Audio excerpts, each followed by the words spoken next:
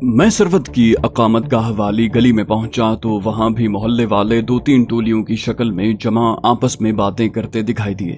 अलबत्ता मुझे दौरान गुफ्तगू उनके इक्का दुक्का कहे सुनकर फौरन ही एहसास हो गया कि वहां के माहौल में खुशी का रंग गालिब है। मुझे ये तो अंदाजा था कि वहां मुझे मोहल्ले वालों की तरफ से किसी जारहाना रवैये का सामना तो नहीं करना पड़ेगा। ताहम लगभग मुकम्मल तौर पर मुसलमानों पर मुश्तमिल मोहल्ले में इतने तनाव भरे माहौल में खालिस हिंदुआना हुलिये वाले अजनबी का तजस्सुस भरी नजरों से इस्तकबाल फितरी बात थी। इससे पहले कि कोई मनचला नौजवान अपनी महज मुस्तैदी जताने के लिए मुझे रोकता, किसी ने पुरजोश दोस्ताना लहजे में मुझे पुकारा, अरे गुरदारी भैया, आप खैरियत तो है ना? इस खतरनाक माहौल में इतनी रात को यहाँ कैसे आन टपके? मैंने पलट कर देखा और अपने मेजबान को अपनी तरफ बढ़ता देखकर वैसी ही गर्मजोशी और खुलूस भरे लहजे में कहा, राम राम सरवत भैया, मुझे शाम से आपकी चिंता हो रही थी। शहर का पर्यावरण कुछ अच्छा नहीं है। सरवत ने मुझसे मुआनिका करते हुए कहा, सब कुशल मंगल है गुरदारी भैया, फसाद की जड़ खत्म हो गई तो अब बाकी सब भी ठीक हो जाएगा। अच्छा किया जो मिलने चले आए। अम्मी हुजूर भी तुम्हें याद कर रही थी। चलो तुम्हें अच्छी सी चाय पिलाता हूँ, फिर सुबह तक गपशप करेंगे। मुझे पहले ही अंदाजा था कि सरवत देखने में काफी सीधा सादा लेकिन दरअसल खासा ज़हीन और मामला फहम इंसान है। वो इतनी अपनायत से मिला और मुझे अपने साथ लिए घर की तरफ बढ़ा कि सारा मोहल्ला वो तासुर कबूल करने पर मजबूर हो गया जो वो देना चाहता था, यानी कि मैं उसका करीबी दोस्त हूँ। सरवत की वालिदा भी निस्फ रात गुजरने के बावजूद जाग रही थी। मुझे देखकर वो खुशी से खिल उठी। मेरी बलाएं लेने के बाद उन्होंने बताया कि वो मेरी सलामती की तरफ से बहुत फिक्रमंद थी। खासतौर पर अरापिली और अरविंद भास्कर की हलाकत के बाद तो उनके इस्तराब में बेहद इजाफा हो गया था। मैंने उनकी खैर खाही पर इजहार तशक्कुर किया और यकीन दिलाया कि मैं बिल्कुल ठीक हूँ। सरवत ने उनसे इलायची वाली चाय की फरमाइश की और उनके रुखसत होते ही बोला, आपने तो वाकई हमारी सुट्टी गुम कर दी थी जावेद भैया। दिल में तरह तरह के हौल उठ रहे थे, क्योंकि अरापिली और अरविंद के जहन्नुम वासिल होने की खबर फैलने के बाद तो शहर में आग भड़कना यकीनी हो गया था। मैंने हंसते हुए कहा, इन्हीं खतरों से बचने के लिए तो मैं हिंदू महाशय का रूप धार कर गया था।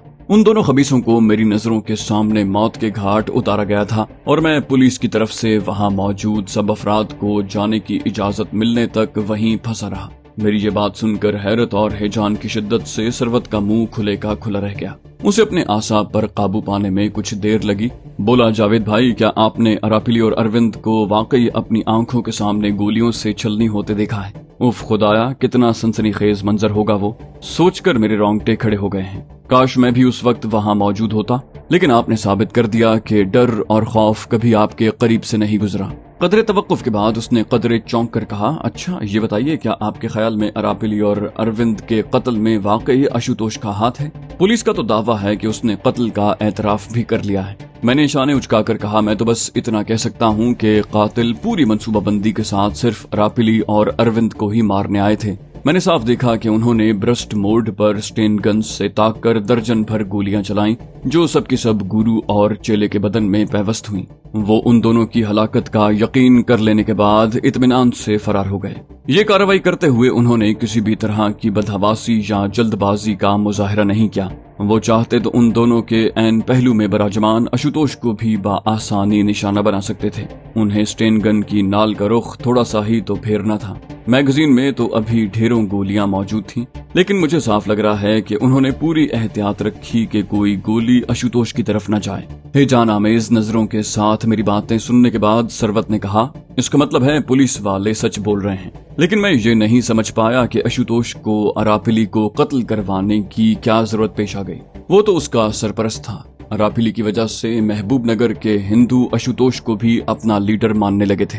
मैंने कहा, यही सवाल मेरे जहन में भी पैदा हुआ था, लेकिन मैंने गौर किया तो पता लगा कि बात इतनी पेचीदा नहीं है। आशुतोष इतना बड़ा बदमाश होने के बावजूद अरापिली के चमचे से ज्यादा हैसियत नहीं रखता था और शहर में राष्ट्रीय सेवक संघ की ताकत बढ़ती जा रही थी। अगर वो आज रात अपने कारिंदों के जरिए करवाए गए अरापिली और अरविंद के कत्ल को अपने मंसूबे के मुताबिक शहर के मुसलमानों के सर थोपने में कामयाब हो जाता, तो अब वो अपने रास्ते के दोनों सबसे बड़े कांटे हटने के बाद सेवक संघ का सबसे ताकतवर लीडर बन चुका होता। सरवत ने जोशीले लहजे में कहा, ये तो आप बिल्कुल ठीक कह रहे हैं जावेद भैया।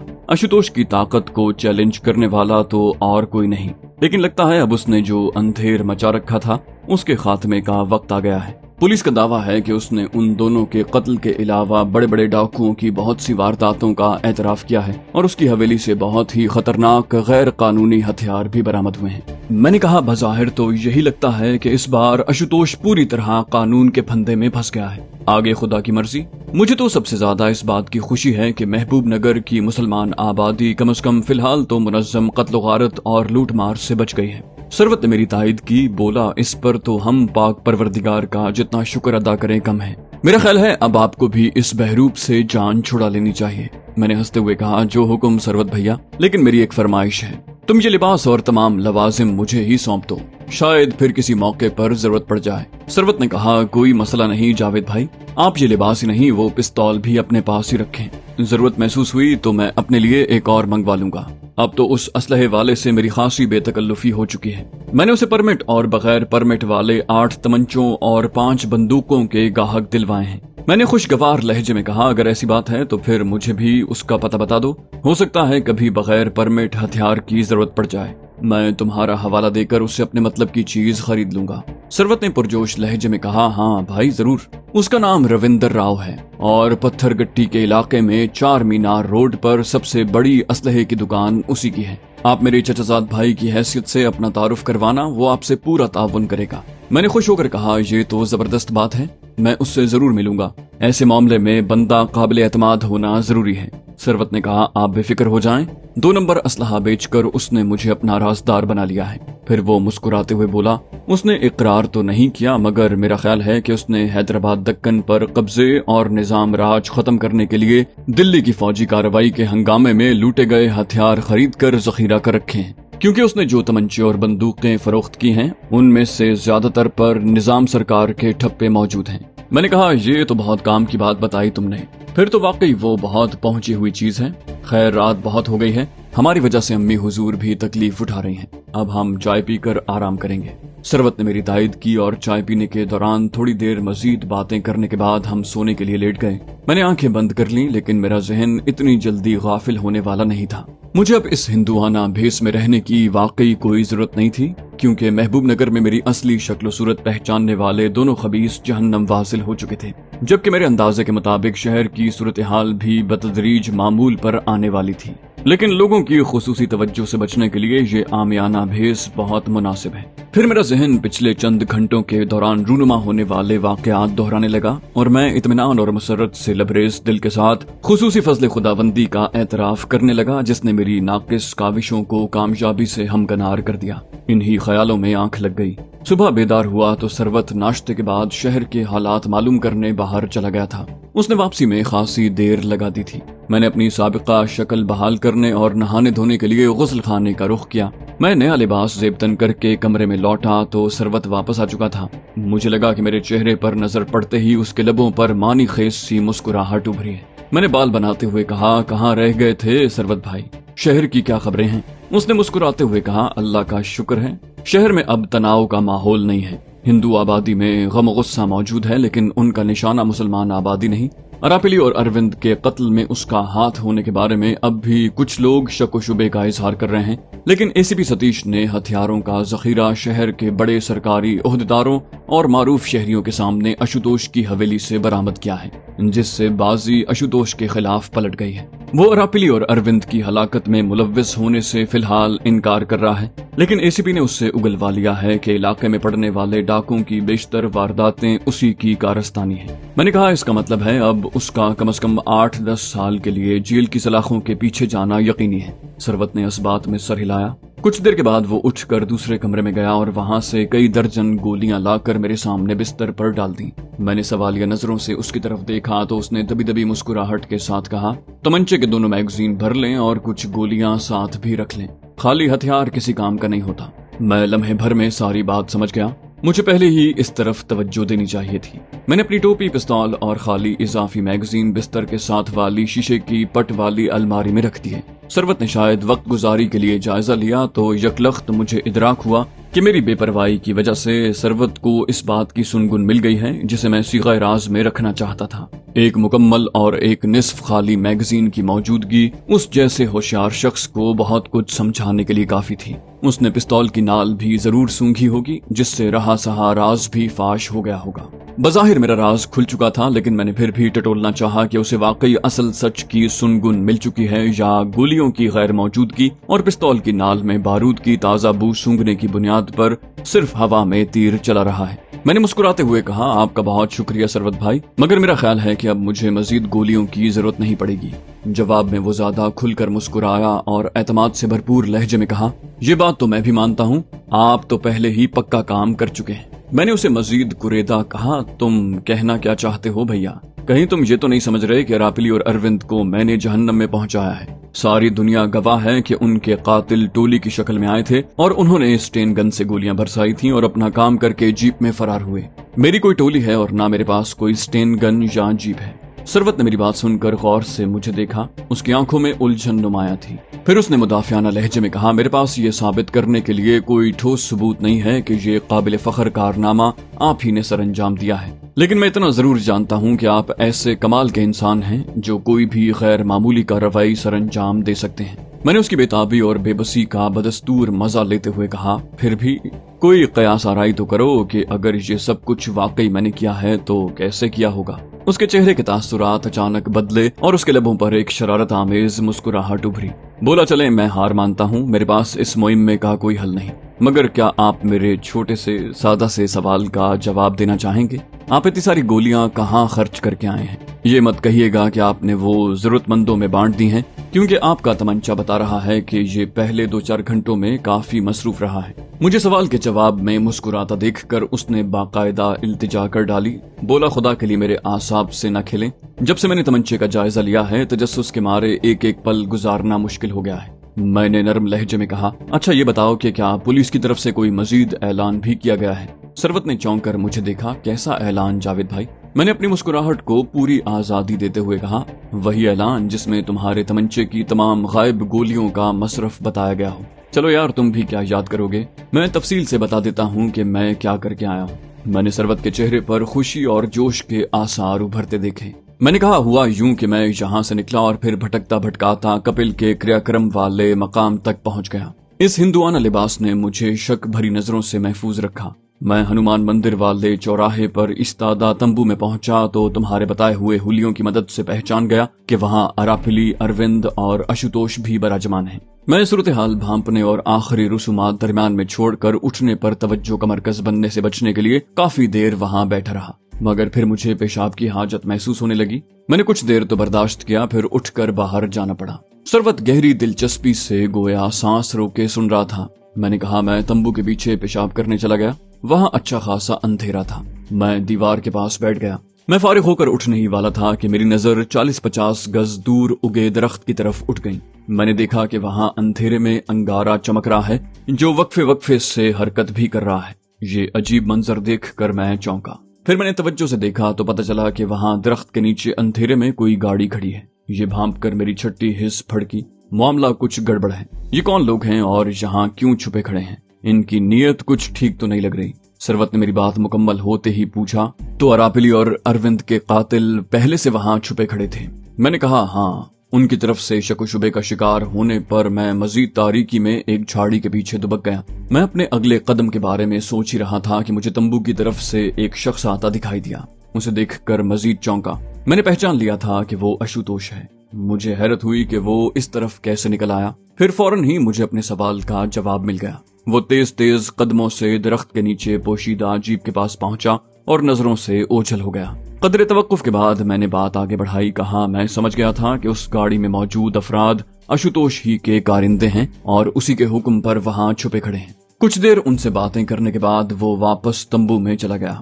मुझे यकीन हो गया कि वाकई मामला संगीन है और कुछ न कुछ गड़बड़ होने वाली है। पहले मैं ये समझा कि जीप में मौजूद अपने गुंडों को आशुतोष ने मुसलमानों की आबादियों, खुसूसन तुम्हारे मोहल्ले पर हमला करने का हुक्म दिया है। ताहम मेरी समझ में नहीं आ रहा था कि उन्हें इस शैतानी इरादे से कैसे बाज रखूं।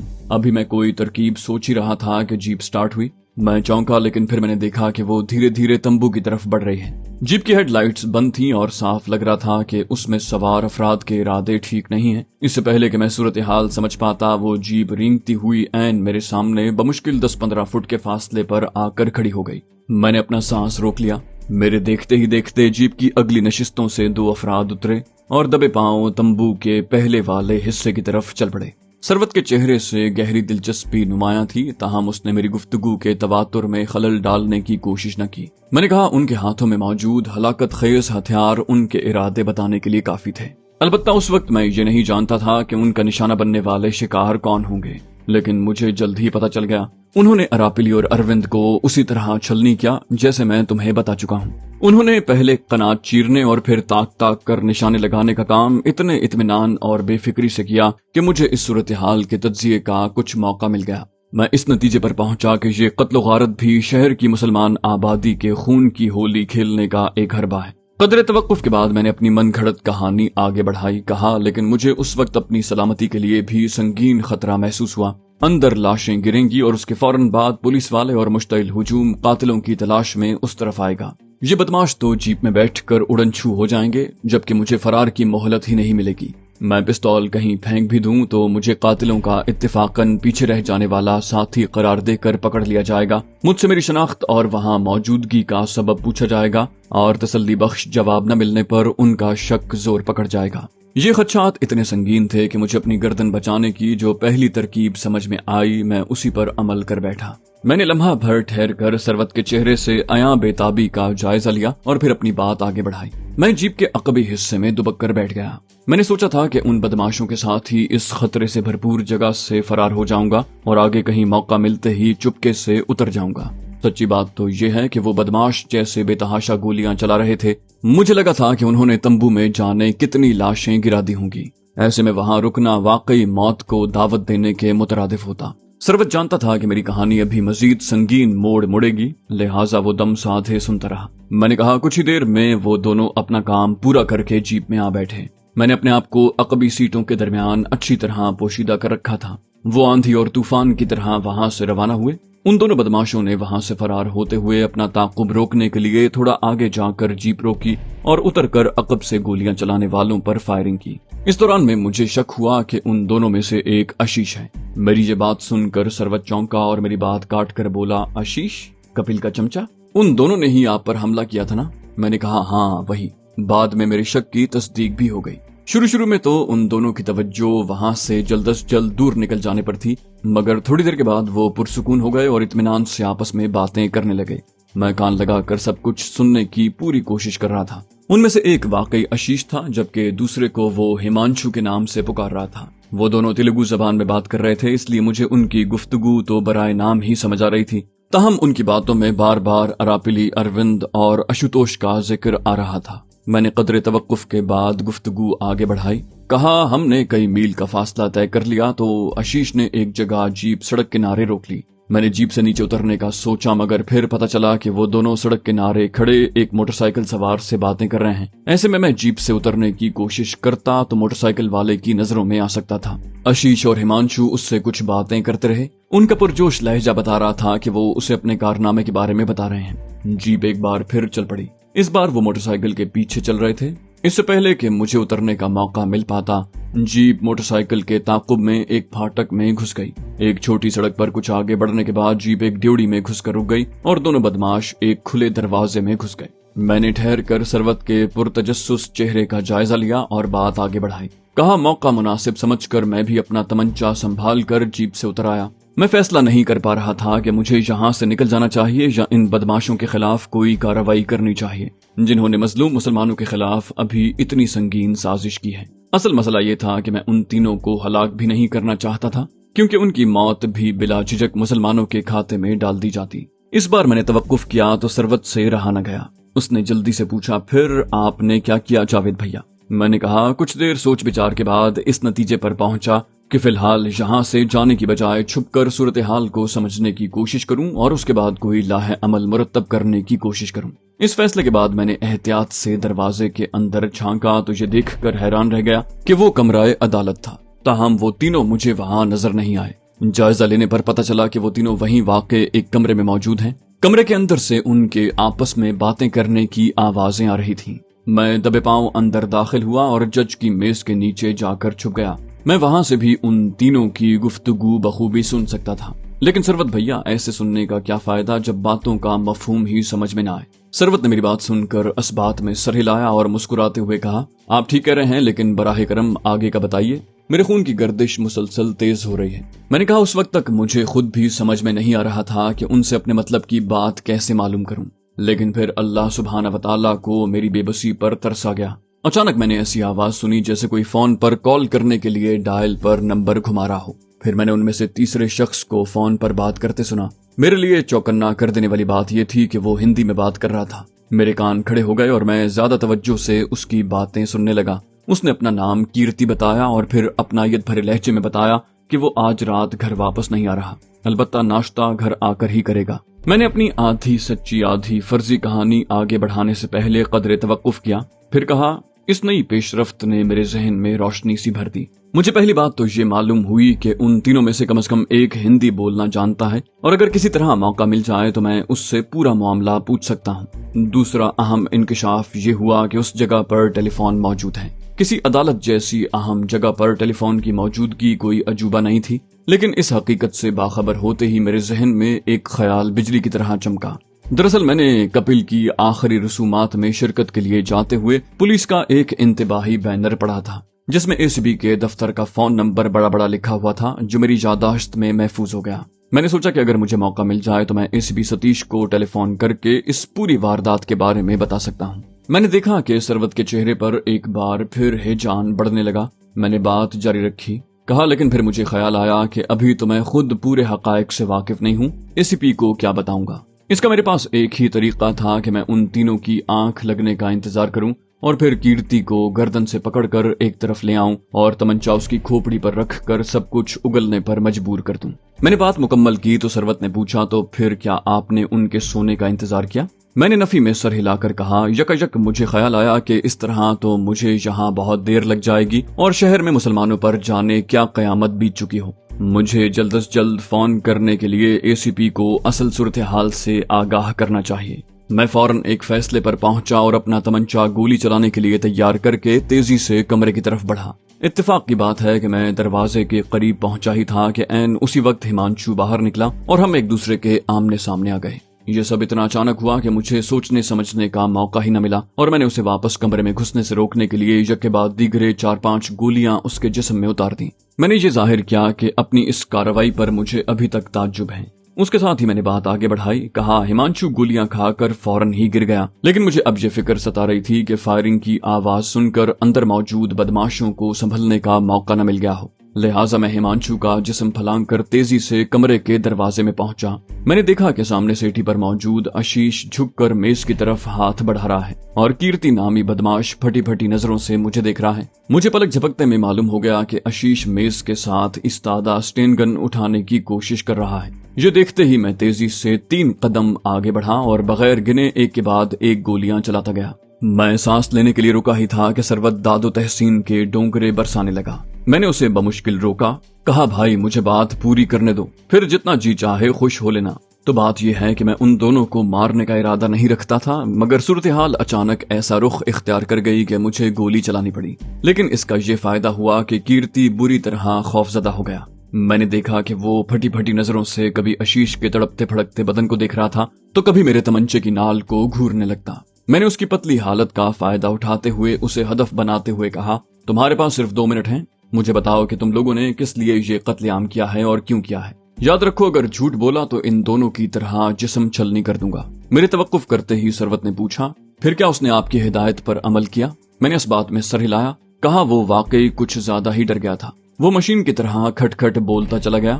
اس نے بتایا کہ انہوں نے اشوتوش کے حکم پر اراپلی اور اروند کا خاتمہ کیا تھا تاکہ علاقے میں سیوکسنگ پر مکمل قبضہ کیا جا سکے۔ آشیش نے تاک کر نشانے لگائے تھے۔ اس کا کہنا تھا کہ اس کی چلائی ہوئی ساری گولیاں اراپلی اور اروند کے جسم میں پیوست ہوئی اور اشوتوش کا بال بھی بیکا نہ ہوا۔ میں نے دیکھا کہ سروت کی آنکھیں حیرت سے پھیل گئیں، بولا، اف میرے خدا، تو یہ سارا کچھ اشوتوش نے اراپلی کی جگہ لینے کے لیے خود کروایا تھا؟ میں نے کہا، ہاں، اور اس میں اس کی اصل چال یہ تھی کہ ان دونوں شیطانوں کا الزام بھی مسلمانوں پر آ جاتا اور اسے اپنے کارندوں کے ساتھ مل کر شہر میں مسلمانوں کے خون کی ہولی کھیلنے اور دل کھول کر لوٹ مار کرنے کا موقع مل جاتا۔ कीर्ति के मुताबिक आशुतोष को अपनी साजिश कामयाब होने का पूरा यकीन था और उसने अपने उन कारिंदों को काम ठीक तरह सरंजाम देने पर भारी इनाम देने का वादा कर रखा था। मैंने कीर्ति से पूछा कि स्टेन गन जैसा खतरनाक हथियार उन्हें कहां से मिल गया, तो उसने फखर से बताया कि आशुतोष ने अभी 1 माह पहले 5 स्टेन गनों समेत बहुत सा भारी असलहा और गोलियों का जखीरा चंबल घाटी से मंगवाया है, जो उसने अपनी हवेली में छुपा रखा है। सरवत के चेहरे पर तशवीश के तासुरात उभरे। ये सब मालूम होने के बाद आपने क्या किया जावेद भैया? मैंने कहा, उस वक्त तो मेरी समझ में यही आया कि अब कीर्ति से भी जान छुड़ा लूं, क्योंकि वो अपने दोनों साथियों की मौत का गवाह था। मैंने अचानक तमंचा सीधा किया और कीर्ति के हिस्से की गोलियां उसे सौंप दी। उसके बाद मैंने वहां रखे टेलीफोन से एसीपी सतीश के दफ्तर का नंबर मिलाया। कई बार की कोशिश के बाद उससे राब्ते में कामयाब हो गया। मैंने कीर्ति बनकर उससे बात की। मैंने जब उसे बताया कि रापिली और अरविंद को आशुतोष ने अपने बंदों आशीष और हिमांशु के जरिए मरवाया है, तो उसे पहले तो यकीन ही ना आया। फिर मैंने जोर डालकर बताया कि आशुतोष उनकी हलाकत से कौन कौन से फायदे हासिल करना चाहता है, तो उसे मेरी बात कुछ समझ में आई। मैंने कहा, अगर मेरी बात पर यकीन नहीं तो आशुतोष की हवेली पर छापा मारकर वो वहां से उस स्टेन गन जैसी मजीद 4 स्टेन गन्ने बरामद कर सकता है, जिससे अरापिली और अरविंद को मारा गया है। शुक्र है उसे मेरी वो बात समझ में आ गई और बाकी काम खुद ही बनता चला गया। उससे बात करने के बाद मैं वहां से भाग निकला और रास्ता ढूंढता हुआ बिलाखिर यहाँ पहुंच गया। ये सब सुनकर सरवत एक बार फिर मेरी तारीफों के पुल बांधने लगा। मैंने उसे रोकते हुए कहा, मेरा ख्याल है हमें अपने रहीम करीम माबूद हकीकी का शुक्र अदा करना चाहिए, जिसने इस काम के लिए मुझे जरिया बनाया और मेरी अटकल पिच्चू काविशों को कामयाबी से हमकनार किया। वरना मैं क्या, मेरी औकात क्या। वैसे तुम्हारे इस तमंचे ने मेरा खूब साथ निभाया, वरना मेरा जिंदा सलामत बचकर आना मुश्किल हो जाता। मैंने अपनी तरफ से सरवत को यकीन दिलाने की पूरी कोशिश की थी कि जो कुछ हुआ वो इत्तेफाकन होता चला गया। मैंने कोई पहाड़ नहीं तोड़ा, न ही मैं कोई तीसमार खान किस्म की चीज हूँ। खुदा जाने वो मेरी बातों से किस हद तक कायल हुआ, ताहम मुझे इसकी कोई खास परवाह भी नहीं थी। मुझे तो अब ये बेताबी थी कि साहिबजादा इमादुद्दीन जल्द अज जल्द वापस लौट आए और महबूब नगर आने का मेरा असल मकसद आगे बढ़े।